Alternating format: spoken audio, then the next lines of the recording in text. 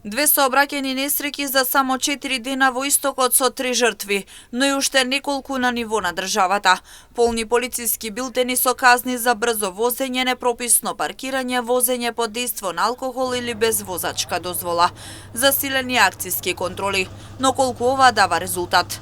Според Роберт Рогожаров, неопходно е да се зголеми присуството на полицијата на терен, да се казнува и да се намали бројот на сообраќајни несреќи, но и бројот на жртви.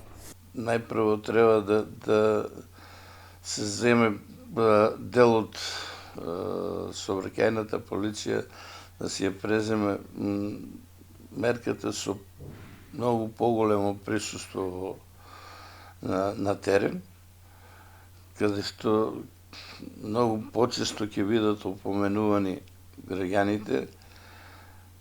Може би некој нема да се сложи со ова, меѓутоа јас лично сметам дека нашите учесници во сообраќајот се апсолутно препуштени на самите себе и не допира веќе никакви ниту казни, ниту не знам какви мерки кои досега беа преземени за да се надмине целата таа работа. Според Рогожаров, поставувањето на најавените камери по улиците и патиштата нема да го намалат бројот на сообраќајни несреќи.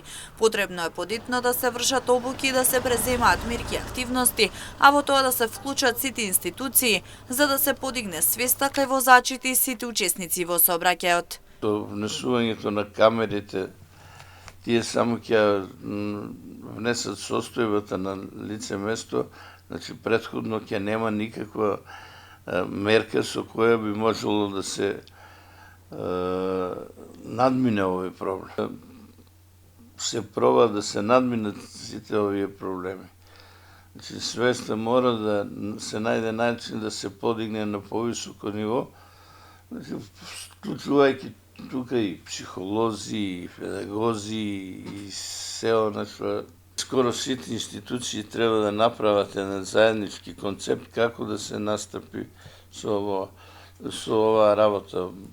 Значи, пак ќе се навратам на камерите. Камерите, според мене, се само утврдување на состојба од послучен настан. Рогожаров посочува дека иако во Хрватска имало најстроги казни и најстроги критериуми, сепак бројот на сообраќајни несреќи не е очекувано намален. Токму затоа треба да се размислува, да се реагира со цел по безбедни патишта.